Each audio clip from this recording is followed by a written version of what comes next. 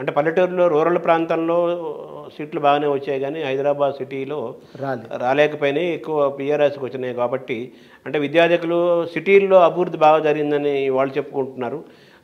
వ్యూహ నిర్మాణంలో ఎలక్షన్ మేనేజ్మెంట్లో ఫెయిల్ అయ్యారని మీరు అంటున్నారు కదా, దాన్ని ఎలా చూడాలి?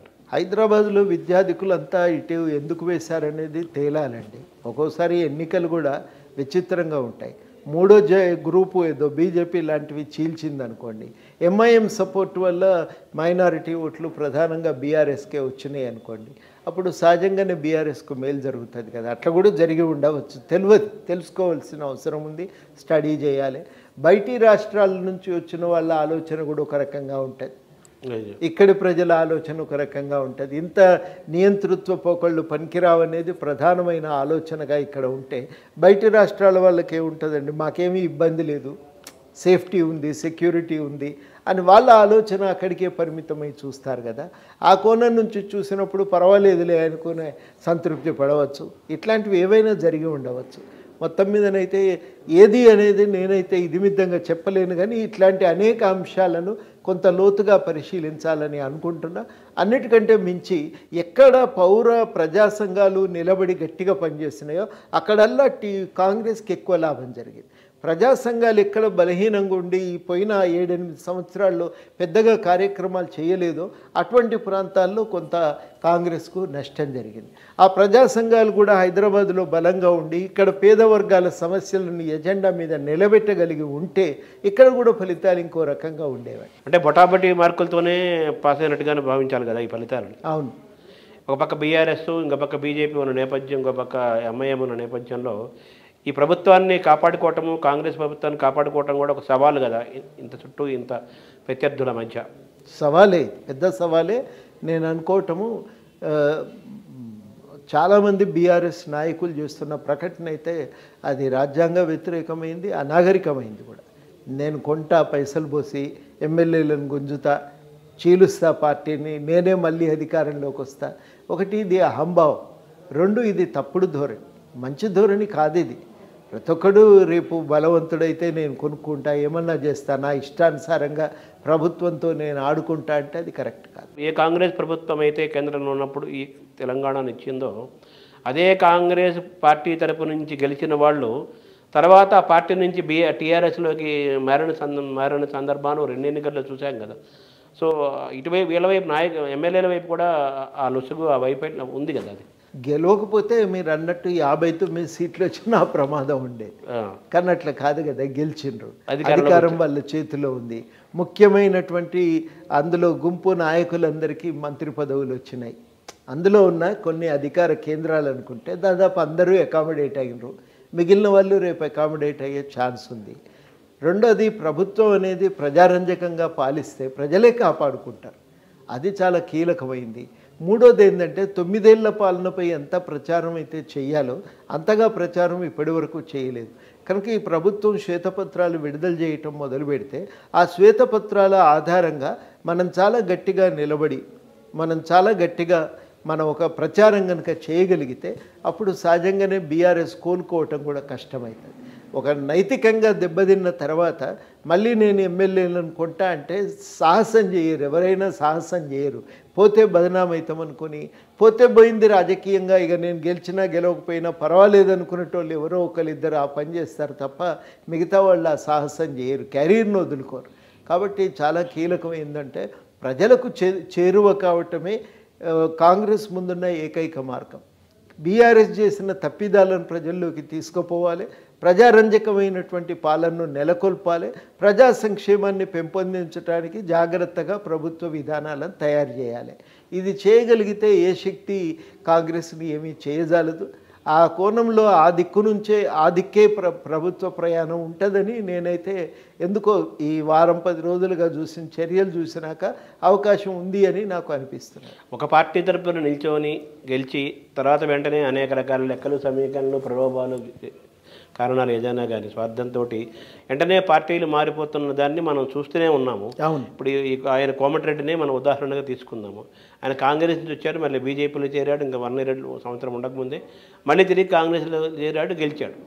ఇటువంటి సంకేతాల వల్ల ప్రజలకి, ఓటర్లకి, ప్రజలంటే ఓటర్లు, ఓటర్లకి ప్రజలకి నాయకుల పట్ల విశ్వాసం అనేది ఉందన్నారా లేదన్నారా? మళ్ళీ ఆయన్నే ఓడించారు, మళ్ళీ ఆయన్నే గెలిపించారు కదా. ఒక పొలిటికల్ రాజనీతి శాస్త్రవేత్తగా మీకు ఏమనిపిస్తుంది ఇది ఈ నీతి? కొంత ప్రజలు హర్షించరు. మీరు చూస్తే అట్లా మారిన వాళ్ళు చాలాసార్లు ఎన్నికల్లో దెబ్బతిన్న సంఘటనలు ఒకటి రెండు అని కాదు, బోల్డ్ అని ఉన్నాయి కూడా అట్లాంటి సంఘటనలు. కాబట్టి అది ఒక అంశమైతే, రెండవది ఏంటంటే ఎంతైనా ఆ నైతిక బలమైతే దెబ్బతింటుందండి. పాత కార్యకర్తలు గెలిపించిన వాళ్ళు వెంట రారిగా చాలా అరుదైన సందర్భాల్లో వాటిని అధిగమించి గెలిచిన దాఖలాలు ఉన్నాయి. అన్నిటికంటే మించి ప్రజల్లో కూడా సోయి పెరగాలి. చాలా గట్టిగా నిలబడి మేము దానికి వ్యతిరేకించటం మొదలు పెడితే ఖచ్చితంగా నాయకులు అనేవాళ్ళు మరి ఆలోచనలు మార్చుకుంటారు. మొన్నటిసారి కాంగ్రెస్ నుంచి పోయిన వాళ్ళు కూడా చాలామంది ఓడిపోయారు, కాంగ్రెస్ నుంచి బీఆర్ఎస్కు పోయిన వాళ్ళు. కాబట్టి ఆ అనుభవం కూడా మన కళ్ళ ముందు ఉంది. అట్లాంటి దాన్ని బాగా వెలుగులోకి కూడా తేవలసిన అవసరం ఉంది. ఇవి మనం రకరకాల ప్రజల్లో అయితే ఒక వ్యతిరేకతను మూటగట్టుకుంటారు. నైతికంగా ఏ మనిషికైనా అంతిమంగా ఒక నైతిక శక్తి లేకుండా తనంతా నిలబెట్టుకోవటం చాలా కష్టమవుతుంది. ఈ రోజున్న సమాజంలో ఎదుర్కొన్న రాజకీయ వాతావరణంలో దేశంలో రాష్ట్రంలో ఎక్కడైనా కానీ ఆ నైతికత అనే మాట పెద్ద మాట అయిపోయింది కదా రాజకీయ వాతావరణం. మీరు అన్నది కరెక్టే, కానీ అంతిమంగా ప్రజలు ఏమనుకుంటారంటే అమ్ముడు పోయినోడు అనేదైతే ఉంటుంది. ఆ మరక అది జీవితంలో ఎప్పుడు కూడా వెంటాడుతుంటుంది. అదే కాంగ్రెస్ మేనిఫెస్టో పట్ల మీ అభిప్రాయం ఏంటి సార్? యాజ్ ఇట్ ఈజ్గా మేనిఫెస్టోని మీరు విశ్వసిస్తున్నారా, నమ్ముతున్నారా? చూస్తున్నా. నేను మొత్తం మీద చాలా సంఘాలు, చాలా ఉద్యమాలు ఈసారి బయట ఉండి కాంగ్రెస్ పార్టీకి మద్దతు ఇచ్చినాయి. వాళ్ళందరూ కూడా కాంగ్రెస్ వెంట ఉండి ఈ మేనిఫెస్టోలో తమ అంశాలను జోడించే ప్రయత్నం చేశారు. అందువల్ల ఏమైందంటే ఇవాళ తెలంగాణలో ఉన్న రకరకాల వేదికలు ద్వారా ప్రజలు వ్యక్తం చేసినటువంటి డిమాండ్లు మేనిఫెస్టోలో చోటు చేసుకున్నాయి. నా దృష్టిలో అది ఒక మంచి పరిణామం. ఈ కాంగ్రెస్ మేనిఫెస్టో రూపకల్పనలో మీ సలహాలు, మీ హస్తం ఏమైనా ఉంది? మేము చెప్పినవి ఒకసారి కలిసి మేము కూడా మాట్లాడితే వాళ్ళు చాలా విషయాలు మేము చెప్పినవి కూడా విన్నారు. అప్పటికే కొన్ని రకరకాల సంఘాలు కాంగ్రెస్ పార్టీ వారితో మాట్లాడి ఆ ఎజెండాను, దాన్ని కొంత రూపకల్పనను, దానిపైన కొంత ప్రభావం చూపెట్టారు. వాళ్ళు దాన్ని మలిచే ప్రయత్నం చేశారు. దానికి తోడుగా మేము అదనంగా ఇంకా ఏమన్నా మిగిలిపోయి ఉంటే మేము కూడా కొన్ని సూచనలు చేసి దాన్ని ఇంకా మెరుగులు దిద్దే ప్రయత్నం చేసినాం. ఒకటి రెండు మేము అనుకున్న స్థాయిలో రాలేదు. విచ్చలవిడి భూసేకరణ గురించి మేమైతే ఇప్పుడున్న ప్రాజెక్టులు కొన్నింటిని రద్దు చేయాలని కోరుకున్నాం. వాళ్ళు ఏమన్నారంటే అది కొంచెం ఇబ్బందికరంగా ఉంటుంది, కాకపోతే 2013 చట్టాన్ని అమలు చేసే ప్రయత్నం చేస్తాం. అట్లా చేసినట్టయితే ప్రజా వ్యతిరేకమైన ఏ ప్రాజెక్టుకు కూడా అనుమతులు రావు కదా, కాబట్టి ఇబ్బంది ఉండదు అని హామీ ఇవ్వటంతో మేము కూడా సంతృప్తి చెందినాం. ఈ కాంగ్రెస్ మేనిఫెస్టోకి మీరు ఎన్ని మార్కులు వేస్తారు? చాలా మంచి మేనిఫెస్టో అండి, దాంట్లో ఇంకేమీ డౌట్ అవసరం లేదు. డిస్టింక్షన్ మార్కులు వేయొచ్చు కూడా. నాకు అది చూసిన తర్వాత ఆ ప్రజెంటేషన్ అంటే ఒకటి దాన్ని విషయాలు చెప్పటమే కాదు, ఆ విపరీతంగా రాసి ఒక పెద్ద గ్రంథం చేయలేదు. దాన్ని సంక్షిప్తంగానే ఉన్న అన్ని విషయాలను కూర్చి చాలా అద్భుతంగా ప్రజెంట్ కూడా చేశారు. కాబట్టి రెండు రకాలుగా చూసినప్పుడు నాకు అది నచ్చింది, బాగుంది అనిపించింది మేనిఫెస్టో. అంటే ఈ 6 గ్యారంటీల పథకం అనేది ఒక పెద్ద ఆకర్షణగా నిలిచింది. కర్ణాటకలో కాంగ్రెస్ గెలుపుకి అదొక కారణమైందంటారు. ఈరోజు తెలంగాణ గెలుపు కూడా అది ఒక కారణంగా చెప్తారు. ఈ మేనిఫెస్టో, ఈ 6 గ్యారంటీలు ఇవన్నీ ఎంతవరకు ఆచరణ యోగ్యము? చాలా పథకాలు అవి ఆర్థికంగా లెక్కలు వేసుకుంటే ఆచరణకి అందులో రాసిన దానికి చాలా వ్యత్యాసం ఉంది. రేపు భవిష్యత్తులో ఆర్థికంగా పరమైన ఇబ్బందులు, ఒత్తిళ్లు వచ్చే పరిస్థితి కూడా ఉందని వినపడుతున్నాయి కదా. సో ఇవన్నీ యాజ్ ఈజీగా ఆచరణ యోగ్యమే, ఆచరణ సాధ్యమే అని అనుకుంటున్నారా మీరు? నేను కొంతమంది బయట ఇదివరకు పరిపాలనలో అనుభవం ఉన్న అధికారులను కూడా కలిసి మాట్లాడినా. వాళ్ళు చెప్పిన విషయాలు విన్నాక నాకు కూడా కొంత ధైర్యం కలిగింది. వాళ్ళు అన్నది ఏంటంటే రకరకాల పద్ధతుల్లో దీన్ని మేనేజ్ చేయొచ్చండి, ప్రాబ్లం కాదు. బయట కొంత ప్రభుత్వ భూమిని ఆక్రమించుకున్న పెద్దలు ఉన్నారు, ఇడిపించుకొని దాన్ని అమ్మగలిగితే కొంత డబ్బు వస్తుంది. అట్లా రకరకాల పద్ధతుల్లో కొంత అమల్లో స్టాగరింగ్ చేయగలిగితే, అంటే అన్నీ ఒకేసారి కాక ఒకటి తర్వాత ఒకటిగా అమలు చేయగలిగినప్పుడు, ఇదివరకు జరిగిన దుర్వినియోగాలను ఆపగలిగినప్పుడు వీటిని అమలు చేయటం పెద్ద భారం కాదు, ఇబ్బంది లేకుండా వీటిని అమలు చేయవచ్చు అని ఒక మాట వాళ్ళు నాకు చెప్పారు. వాళ్ళు చెప్పింది కూడా నాకు ఆచరణీయోగ్యంగా కనబడ్డది. ఇది బాగుంది, అమలు చేయొచ్చు, నిజంగానే పెద్ద కష్టమైన సలహాలు కావు అనిపించింది. అందుకని నేను అనుకోవటము అట్లాంటి నిపుణుల సలహాలు తీసుకోవాలి. తీసుకుంటే ఈ సమస్యలకు పరిష్కారం దొరుకుతుంది, గట్టెక్కొచ్చు. ఎంతైనా కానీ ఇంత అప్పు చేసినాక అది 35% రాష్ట్ర స్థూల ఉత్పత్తిలో మనకున్న అప్పులు. ఇంత పెద్ద మొత్తంలో అప్పులు ఉన్నాక చాలా కష్టమైన పని. కానీ మొత్తం మీదనైతే బయటపెట్టడానికి ఉపాయాలు ఉన్నాయి. వాటిని జాగ్రత్తగా వెతుక్కోవాలి. కొంత ఆదాయాన్ని పెంచాలి, కొంత పొదుపు చేసుకోవాలి. కొన్ని చోట్ల ఉన్నటువంటి ఖర్చు ఒకటేసారి కాకుండా కొంత దశల వారీగా అమలు చేసుకుంటూ పోతే మొత్తం మీదనైతే ఇబ్బంది లేకుండా అమలు చేయొచ్చు, కష్టం రాదు అనేటువంటి మాట నేను విన్నా. అది నాకు చెప్పిన పద్ధతి కానీ చెప్పిన విషయాలు కానీ నాకు కరెక్ట్ అనిపించింది. అందుకని చేయొచ్చని నేను అనుకుంటున్నాను. సరి అయిన సలహాలు ఇచ్చే వ్యక్తులను దగ్గర పెట్టుకోవాలి. అంటే ఈ 6 గ్యారెంటీలు అనేది ఆర్థికంగా పెద్ద భారం కాదనే భారమే, కానీ దాన్ని బయటపడవచ్చు అనేది వాళ్ళు చెప్తున్న మాట. ఇది ఇప్పుడున్న వనరుల రీత్యా ఇబ్బందే, కానీ అట్లా మీరు ఆలోచించకండి. మార్గాలు ఉన్నాయి, దీన్ని కూడా మనం అవలీలగా దాటొచ్చు అనేది, ఈ సమస్యను కూడా పరిష్కరించుకోవచ్చు చాలా సులభంగా అని వాళ్ళు అన్నమాట నాకు కరెక్ట్ అనిపించింది. అంటే రైతులకు, దళితులకు గత ప్రభుత్వంలో న్యాయం జరగలేదు, న్యాయం చేసినట్టుగా కనిపించి పైకి కనిపించినప్పుడు కానీ న్యాయం జరగలేదు, రైతు బంధు కానీ దళిత బంధు అనేది వినపడ్డది. అదే వాళ్ళకి కొంతమందికి అందని వాళ్ళు ఎక్కువ మంది ఉండటం వల్ల ఆ వ్యతిరేకత, ప్రభుత్వ వ్యతిరేకత రావడం కూడా మీకు మేలైందని కూడా విశ్లేషణలో తెలుస్తుంది కదా. మీ ప్రభుత్వం అంటే మీరు ఆయన అన్నారు కదా, ఆయన రేవంత్ రెడ్డి కోదండరామ్ గారిని వారికి సలహాలు పాటిస్తూ మేము ప్రభుత్వాన్ని నడిపిస్తామన్నారు. మీరు కూడా ప్రజలకి, పాలకులకి, ప్రభుత్వానికి మధ్య వారధిగా నిలబడి నేను చేయగలిగింది చేస్తాను అని మీరు అన్నారు కదా. ఈ క్రమంలో ఈ దళితులు, రైతులు గత ప్రభుత్వానికి జరిగిన దాంట్లో కంపారిటివ్గా ఈ ప్రభుత్వంలో ఎటువంటి హామీ మీరు ఇవ్వగలుగుతారు? ఈ ప్రభుత్వంలో మేము ఇదే చెప్తున్నాం. మేము కొంత మాకు తోచిన మేరకి విషయాలను ప్రభుత్వం దృష్టికి తీసుకుపోవటం.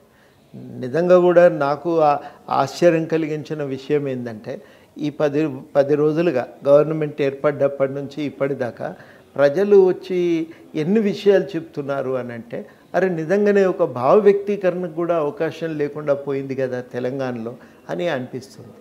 అంత స్పష్టంగా ఒకటి ముందు చెప్పుకోవటానికి వేదికలు కావాలి. ఒక ఉద్యోగులైతే ఒక గ్రీవెన్స్ రిడ్రెసల్కి ఏదన్నా మెకానిజం ఉండాలి. లేకపోతే మామూలు ప్రజలైతే ఇగో ప్రజావాణి లాంటి వేదికలను అన్ని స్థాయిల్లో బలోపేతం చేయాలి. కనుక ఇట్లా రకరకాలుగా మనం ఆలోచించి మనం నిర్ణయాలు చేయవలసి ఉంటుంది. ధర్నా చౌక్ను ఏం చేస్తారు? ధర్నా చౌక్ను ఉంచాలండి. ఇప్పుడు టీఆర్ఎస్ చేసిన తప్పే ఇది కదా. ప్రజల్లో ఉన్న వ్యతిరేకత ముందు నుంచి అర్థమై ఉంటే ఎప్పటికప్పుడు దాన్ని డీల్ చేసుకునేవాళ్ళు కదా. చెన్నారెడ్డి గారు ఎవరైనా ప్రతిపక్ష నాయకులు తిట్టగానే పార్టీ సహచరులు లేచి తిట్టినప్పుడు వారించేవాడట, మీరు ఇట్లా తిట్టొద్దు, ఇది పద్ధతి కాదు, వాళ్ళు చెప్పకపోతే మనకు తెలియకపోతే మనకే నష్టం జరుగుతుంది, కాబట్టి వాళ్ళు చెప్పేవి మనం వినాలి అనేది. ఆ రకమైన దృష్టికోణంతో ధర్నా చౌక్ను కనుక ప్రభుత్వం ఆమోదించి ఉంటే వాళ్ళకి ఆ సమస్య అయ్యాలి. ఇంత నెత్తిన పిడుగుబడేదాకా తెలియని పరిస్థితి. దాన్ని కాపాడాలి, అవకాశం ఇవ్వాలి. అక్కడ వచ్చేవి మేము తొలి రోజుల్లో హైదరాబాద్లో పౌర హక్కుల సంఘంలో చేరిన తొలి రోజుల్లో మంత్రులు, స్పీకరు వచ్చి ఈ రిప్రజెంటేషన్లు తీసుకునేవాళ్ళు. ఆ సంప్రదాయం ఉంది అప్పటిదాకా. తర్వాత వాళ్ళు రావటం మానేసిండ్రు, పిలిపించుకోవటం మొదలైంది. కొన్ని రోజులైనాక అపాయింట్మెంట్ ఇవ్వటం కూడా మానేసిండ్రు.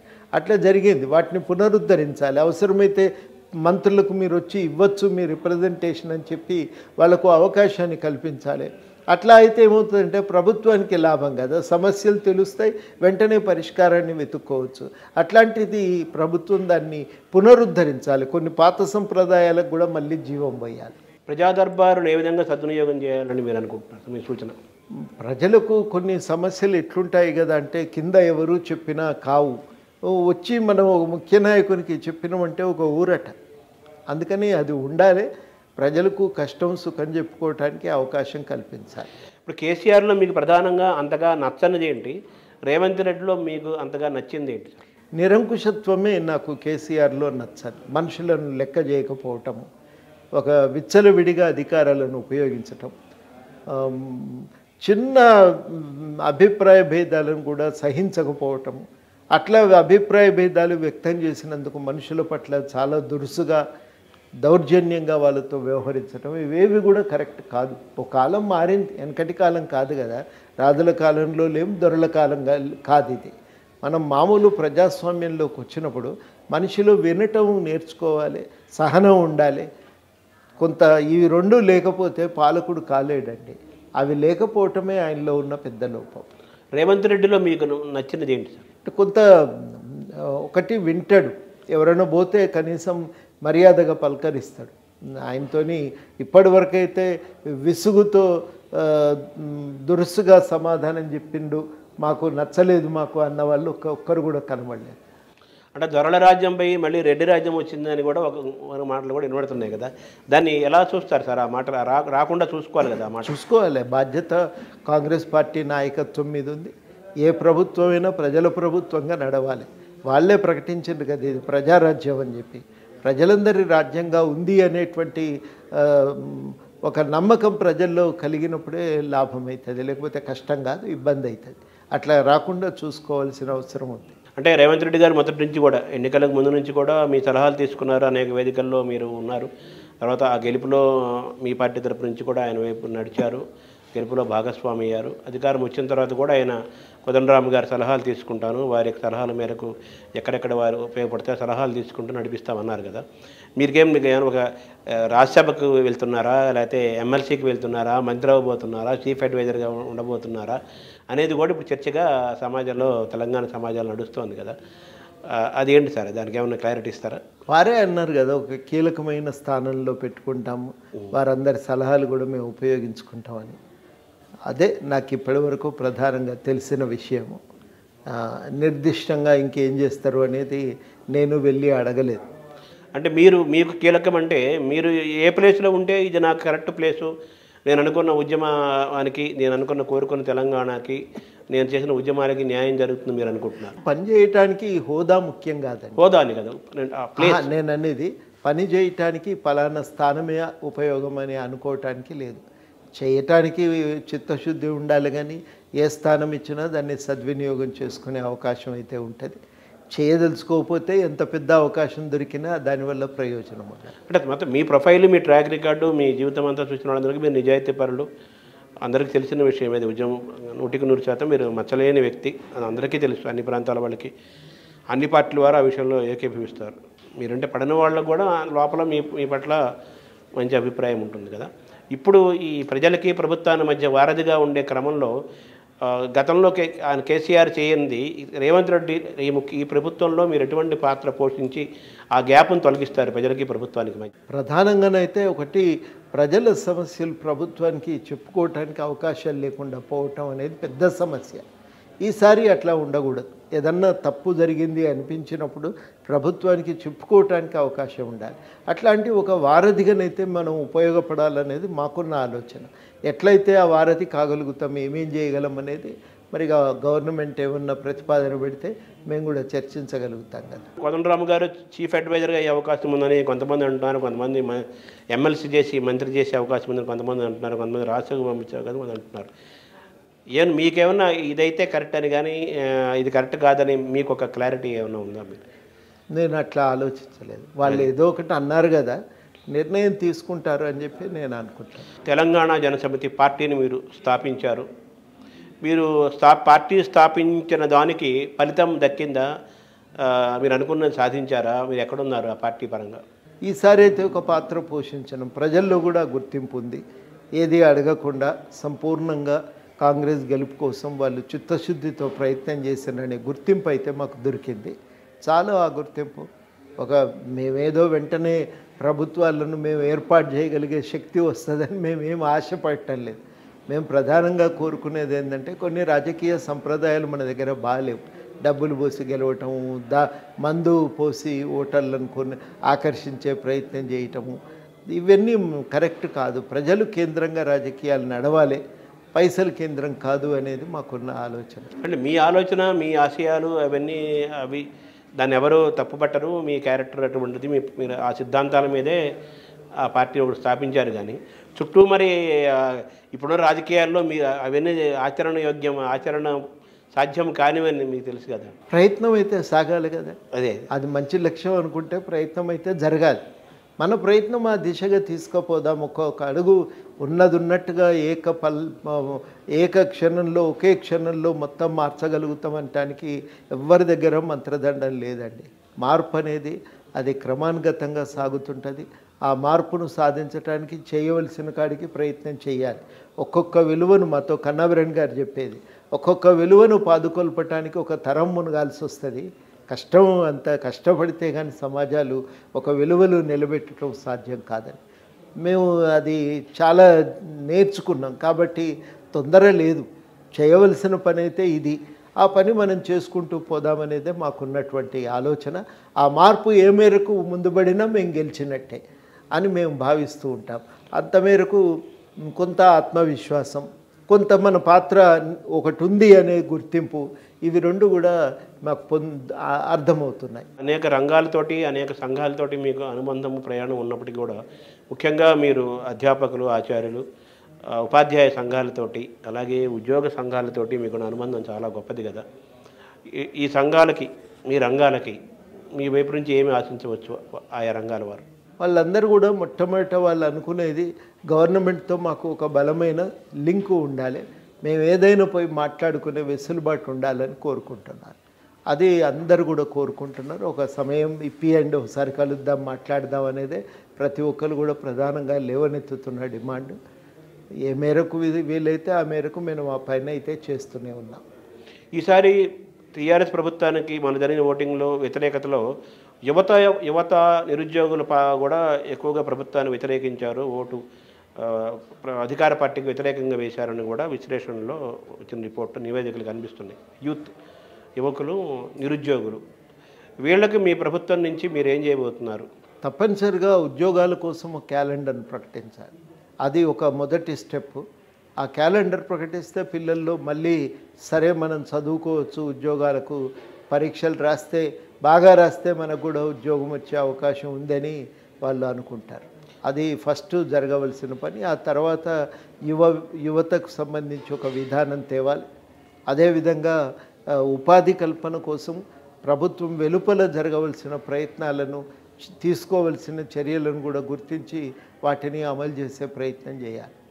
తెలంగాణ జనసమితి పార్టీ ఇలాగే కంటిన్యూ అవుతుందా, కాంగ్రెస్లో విలీనం అవుతుందా, దాని భవిష్యత్తు గురించి అని చెప్పగలుగుతారా? కంటిన్యూ అవుతుంది. మాకు తోచిన కాడికి మేము కాంగ్రెస్ సహకారంతో మార్పులను సాధించే ప్రయత్నం చేయాలనుకుంటున్నాం. యాజిటీజ్కి పార్టీ ఇలాగే ఉంటుంది. అది కేంద్ర రాష్ట్ర సంబంధాలు చాలా కీలకమైనవి. ఏ ప్రభుత్వమైనా నడిపించాలంటే కేంద్రంలో ఢిల్లీలో బీజేపీ అధికారంలో ఉంది, ఇక్కడ మీరున్నారు. కాంగ్రెస్కి అధికారంలోకి రాకూడదనే ఉద్దేశంతోనే జరిగిన రాజకీయాల్లో సరే నష్టం జరిగింది, లాభ నష్టాలు అలా ఉంచగా ఇటీవల 3 అసెంబ్లీలు 3 రాష్ట్రాల్లో కూడా బీజేపీ గెలిచి ఒక మంచి ఊపులో ఉంది. ఇప్పటికే దేశంలోని చాలా రాష్ట్రాలు బీజేపీ పాలనలోనే ఉన్నాయి కదా. ఇటువంటి నేపథ్యంలో ఇదే తెలంగాణ ప్రస్తుతం కాంగ్రెస్ పాలనలో ఉంది, కేంద్రంలోనేమో బీజేపీ ఉంది కదా. ఇంకో 3-4 నెలల్లోనే లోక్సభ ఎన్నికలు వస్తాయి. మళ్ళీ ఏ ప్రభుత్వం వస్తుందో ఇప్పుడు చెప్పలేకపోయినా కానీ దీన్ని ఎలా అధిగమిస్తారు? కాంగ్రెస్ కేంద్రంలో ఇండియా కూటమి కానీ కాంగ్రెస్ కానీ కేంద్రంలో బలోపేతం అయితే ఒక రకంగా ఉంటుంది, అవ్వకుండా బీజేపీ ఉంటే కేంద్ర రాష్ట్ర సంబంధాల మధ్య డెఫినెట్గా కొంత వ్యత్యాసము, కొంత పోరాటము, కొంత గ్యాప్, కొన్ని ఇబ్బందులు ఉంటాయి కదా. దీన్ని ఎలా చూస్తారు సార్? వాస్తవానికి అట్లా ఉండకూడదు. రాజ్యాంగం ప్రకారం చూసినప్పుడు, ప్రభుత్వాలు రాజ్యాంగం ప్రకారమే నడుచుకున్నప్పుడు ఈ ఘర్షణలు తలెత్తవు. రాష్ట్రంలో ఏ ప్రభుత్వం అధికారంలో ఉన్నా కేంద్ర ప్రభుత్వం సహకరించాలి, చేయవలసిన సహాయం అంతా చేయాలి. అది చాలా కీలకం కావాల్సిన అవసరం ఉంది. ఆ సంప్రదాయాలు నిలబెట్టాలి. ఆ సంప్రదాయాలను నిలబెట్టడానికి నాయకులు పనిచేయాలి. తక్షణ ప్రయోజనాలను పక్కన పెట్టి దీర్ఘకాలిక ప్రయోజనాల కోసము నాయకులు ఆలోచించాలి. అది వాళ్ళ మీద ఒక బాధ్యత ఉంటుంది. లేకపోతే ఏమవుతుందంటే ఈ సంబంధాలు కుప్పగూలిపోతే మాత్రం అది చాలా చాలా దేశానికి మంచిది అయితే కాదు. ఎందుకు కాదు అనంటే ఇక ఎవరి పద్ధతుల్లో వాళ్ళు నడుచుకోవటం మొదలు పెడితే అప్పుడు సహజంగానే మొత్తంగా వాతావరణం అనేది చెడిపోయి ఇక ఎవరి పద్ధతుల్లో వాళ్ళు నిర్ణయాలు తీసుకోవటం మొదలు పెడితే ఇప్పుడు కృష్ణానది మీద వాళ్ళు మనోళ్ళు పోలీసులు పోయి పట్టుకొని కూర్చుంటే అది చాలా అంతర్గతంగా రాజకీయ అస్థిరతకు దారితీస్తుంది. అంతర్గతంగా రాజకీయ అస్థిరత మాత్రమే కాదు, ఒక తీవ్రమైనటువంటి హింసాత్మక రెండు తెలుగు రాష్ట్రాలు కూడా కదా, ఈ రెండు రాష్ట్రాలైనా ఏ రాష్ట్రాలైనా ఈ ఘర్షణ అనేది పనికిరాదు. చట్టబద్ధమైన వ్యవస్థలు ఉన్నాయి, కేంద్రం జోక్యం చేసుకోవాల్సి వచ్చినప్పుడు జోక్యం చేసుకోవాలి, అనవసరమైనకున్నప్పుడు దూరంగా ఉండాలి. ప్రొఫెసర్ జయశంకర్ గారు ఆశించిన, మీరు కోరుకున్న తెలంగాణ అన్ని రకాలుగా అది ఈ 5 ఏళ్లలో సాధన అవుతుందనే విశ్వాసం మీకుందా? చెయ్యొచ్చు అనే నమ్మకం అయితే ఉందండి. ఒక మార్పు తేవచ్చు, కొంతైనా అడుగు ముందుకు పడుతుందేమో అనేది ఒక నమ్మకం అయితే ఉంది. ఆ నమ్మకాన్ని మరి నిలబెట్టుకోవటం ఒకవైపు, తర్వాత కలిగిన ఈ విశ్వాసంతో ఒక ముందుకు తీసుకుపోవటానికి సంఘటితంగా అందరం ఒక ప్రయత్నం చేయటం అనేది అయితే అవసరం. టీఆర్ఎస్ ప్రభుత్వం అక్కడ వైఫల్యం చెందింది కదా, మీరు పోరాడారు, వైఫల్యానికి వ్యతిరేకంగా పోరాడారు. రేపు కాంగ్రెస్ ప్రభుత్వం వైఫల్యం చెందితే వాళ్ళతో కూడా మీరు పోరాడతారా? ఏమో పరిస్థితి ఎట్లా వస్తుందో తెలియదు కదా. కొట్లాడాలనేది అయితే లక్ష్యంగా ఉండదు కదా. అది ఖచ్చితంగా ఒక ప్రయత్నం. మేము ఆ రోజు కూడా అన్నది ఏంటంటే తెలంగాణ ఆకాంక్షల కోసం, ప్రజాస్వామిక పరిరక్షణ కోసం మేము నిలబడే ఉంటామనే మాట అన్నాం. ఆ రోజు కూడా ఘర్షణ లక్ష్యంగా లేదు. నేను అప్పుడు కూడా అన్నాను, నేను మీ పార్టీలో చేరను, మీ కండవా కప్పుకోను, రాజకీయ పదవులు నేను ఆశించట్లేదు, కానీ తెలంగాణ అభివృద్ధి కోసం ఏ పని చెప్పినా మేము చేయటానికి సిద్ధమేననే మాట కూడా అన్నాం ఆ రోజే. మరి ఇప్పుడు పదవులు ఇస్తారంటున్నారు కదా ఆయన. ఇప్పుడు కూడా నేను చెప్తున్నా కదా, మేము భాగస్వామ్యం కోరుకుంటున్నాం, తప్పకుండా భాగస్వామ్యం మాకు కావాలి. భాగస్వామ్యం ఇస్తారని వాళ్ళు కూడా కాంగ్రెస్ వారు ప్రకటన చేశారు కాబట్టి తప్పకుండా మేము భాగస్వామ్యం తీసుకొని రాష్ట్ర అభివృద్ధి కోసం మాకు తోచిన మేరకు మేము సహాయపడతాం. ప్రభుత్వానికి ప్రజలకి మధ్య ప్రతినిధిగా, వారధిగా, మీడియాకు, అలాగే పౌర హక్కుల సంఘాలకి, ప్రజా సంఘాలకి, వీరందరికీ స్వేచ్ఛగా మాట్లాడే వాక్ స్వాతంత్రము, స్వేచ్ఛగా ప్రశ్నించే ఒక వాతావరణాన్ని ఆశించవచ్చా ఈ ప్రభుత్వంలో? అందులో మీరు ఏం చేస్తారు, మీ రోల్ ఏంటుంది? కొంత ఇప్పటికన్నా వాతావరణం చాలా మెరుగుపడుతుందని అయితే నాకు నమ్మకం. Thank you sir.